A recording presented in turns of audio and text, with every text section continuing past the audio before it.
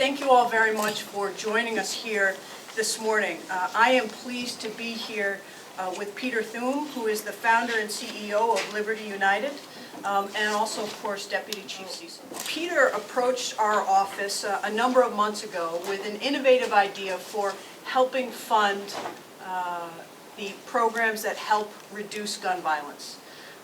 And as we all know in this community, reducing gun violence is a community-wide solution, and we are looking for innovative ideas that go across the spectrum. We were pleased this week to be awarded the largest grant from the Department of Justice to work on gang issues, and doing that with community partnerships and neighbors and nonprofits and the police department and also Onondaga County. Today I'm here to talk about another innovative program, and that is to take the material that are guns and to take what is a destructive force in our community and use the power of artists to make it into something that is a constructive force in our community, and that is jewelry. Mr. Thum has an extensive history with doing these kind of nonprofit innovative ventures that help deliver profits to grassroots communities and take something that is destructive and make it into something that is constructive. So what will happen and has been happening is we're taking the weapons that are seized in the city of Syracuse. They get melted down and transported. Mr. Thum has relationships with artists who then take those weapons and make jewelry out of them.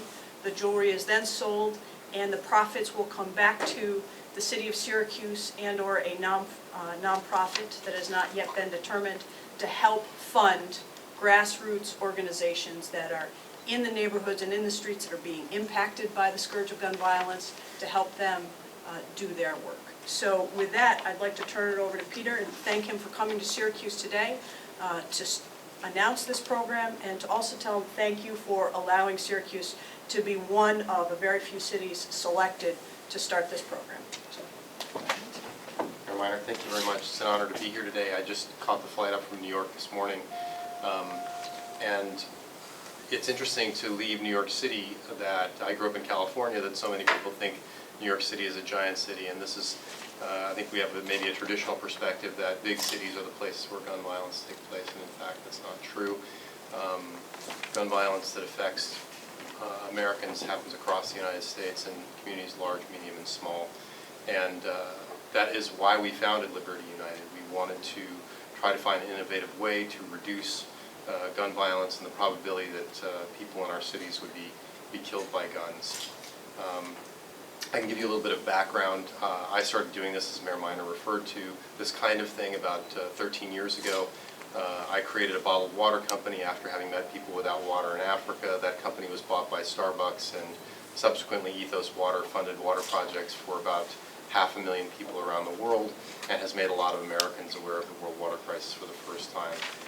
Then I was back in Africa visiting our projects and met little kids around the age of 12 who were armed with assault rifles and thought, this is wrong, we should do something about that. We started a program to reduce the number of assault rifles in Africa, and have removed over 34,000 guns from circulation there by selling very, very high-end jewelry. That idea then expanded, and we launched Liberty United here in the United States in June. We were fortunate enough to partner with the city of Syracuse. They provided us recycled gun parts that were taken from that were released from evidence from the police department, as well as the casings of bullets. We've then repurposed those into jewelry, and the sales of those jewelry pieces, 25% of the sales of the pieces go back to fund programs through not-for-profits in partnership cities. The other partnership cities that we have right now are Newburgh, New York, and Philadelphia, Pennsylvania. And if someone goes onto our website and they decide that they want to buy a piece of jewelry, they can actually indicate which city they want the money to go to. If they make no choice, then the money is divided up amongst the cities. We've sold thousands of dollars worth of jewelry so far, and we intend to keep growing with more artists. We just announced that we're going to, our second designer is Pamela Love, who's recently won the CFDA Design Award for accessories this year, and so we're working with top flight designers who will be able to help us expand this business, expand this mission, and funnel more money back into solving these problems in American cities. Thank you very much. Thank you. With that, I'd open to any questions that any of you may have. How many guns are we talking about? Well, depends. It depends on how do you want us. As of September 16th, 2013, 253 guns have been seized across the city. 128 were long guns and 125 were handguns. There is a process that Peter alluded to where obviously those guns are evidence and needs to go through the process as we put those people behind bars. And once that is done, then we will release those guns to Liberty United. So are these illegal handguns that have been discovered in the city, or are they just used in a crime, or both, or? They're illegal guns. Maybe could you talk a little bit about what Syracuse plans to do with the proceeds, if debts from this program? Are those going to go into anti-violence efforts, or are those earmarked? Yes, they are going into anti-violence efforts, and we are really blessed to have a community-wide effort at stemming youth violence and handgun violence in particular. And so we have a plethora of organizations that are doing really good work, whether it's the trauma response team, which helps families that have undergone a trauma and make sure that there's no retaliation and tries to talk people through that, or it's the Mothers Against Gun Violence, or it's the Southwest Community Center. As I said, there are numbers of organizations that are doing really good work. Part of what we are doing with Liberty United is trying to figure out how much money is going to be coming to Syracuse so that people can budget for that, and then we can see, depending on how much money it is, where it should properly go. What was it? Sorry. I was just going to say, what was it about Syracuse that made you want to bring this program here? I can answer that for Peter. He said they have a fantastic mayor. And, no. Look, I think that we have, and I don't mean to barge in here, Peter, but I will say that we have a reputation for being innovative, for doing things differently, and for being open to new ideas.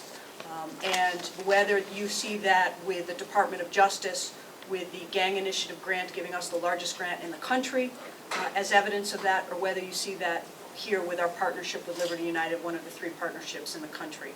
It's our reputation for being open to these kind of things and saying that, you know, if you have an idea, we will look into it, and if we think it makes sense, we will do what we can. So, if you have anything more to add to that. I think that there were 2 critical components to this. One of them is that the cities with whom we're working all have a need to reduce gun violence. So gun violence is a problem faced in these communities, and unfortunately that's true in many places in the United States. And the second thing, frankly, is the courage of the city to move quickly on a new idea. City governments have a lot of problems to tackle.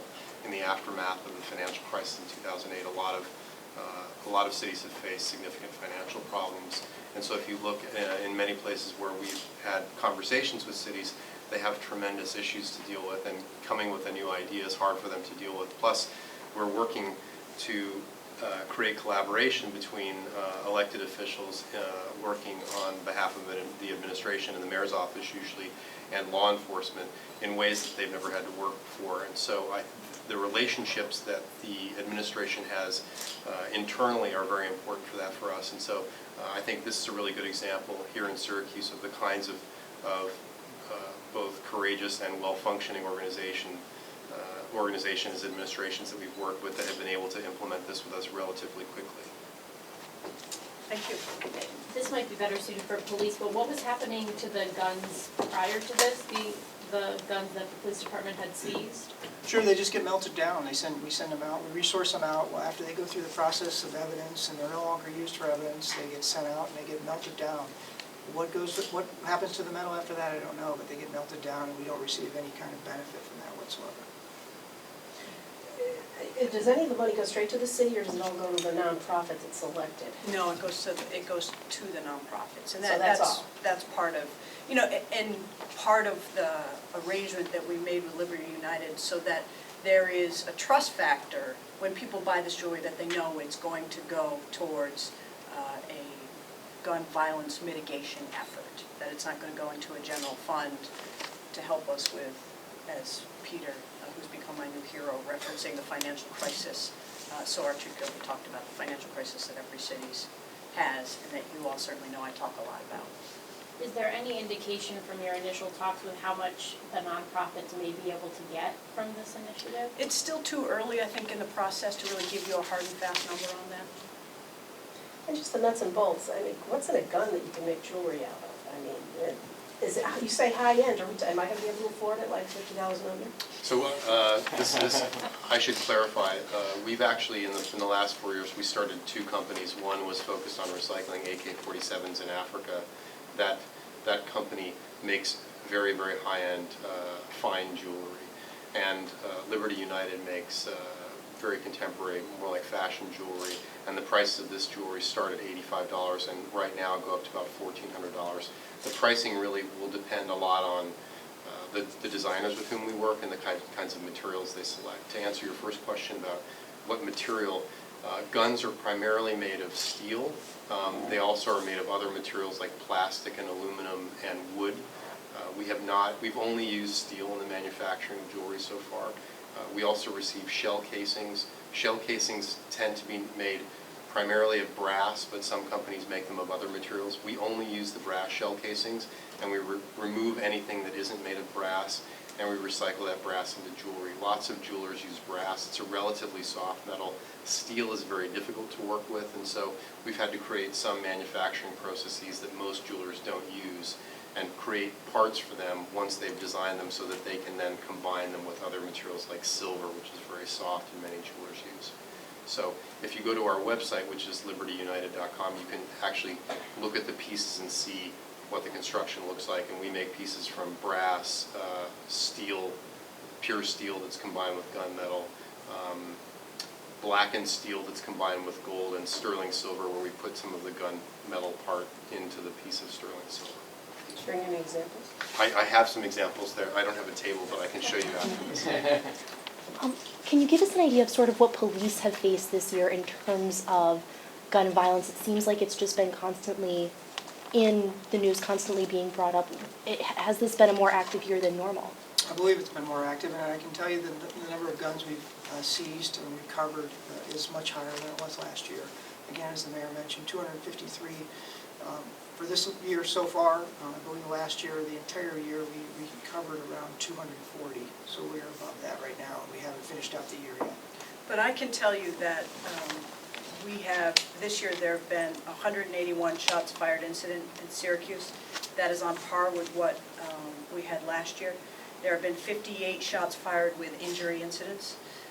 What we have seen, and while you may think that this year there's been more attention than there was last year, I don't think that that's accurate. What we have seen is that every year we see this nonsensical, irrational violence that happens with guns, and it shocks our consciousness every year. We've been talking about this for years, and it seems to not be going away despite the programs, despite the program last year, the Landmark, despite the federal government's grant. Do you ever get frustrated that we aren't making progress on this front? Well, look, every crime that happens, every violent incident that happens it knocks the wind out of you. And while I don't know what the overarching solution is to violence in our city, I do know that the answer is not giving up. This administration will not give up, Chief Cecil will not give up, Chief Fowler will not give up, I dare say Peter will not give up. So we're going to continue to work at it until we eliminate the scourge that is violence in our streets. I will also tell you, though, Ellen, that this year you have seen violence that has been irrational, has been hard to predict, and has really shocked the consciousness. But what we saw last year and the year before was a lot more gang violence. And so this year, most notably the incident that happened on Saturday, was not gang associated. A lot of the homicides that we have seen this year have not been gang associated.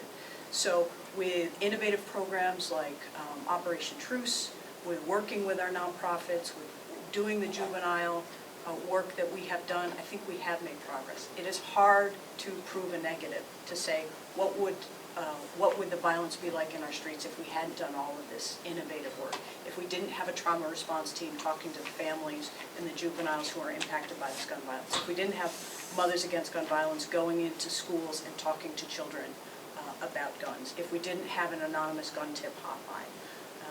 I think that we would see a much different situation. And so there is no one who is resting on any laurels and saying that the level of violence or crime that we have in our streets is acceptable, just the contrary.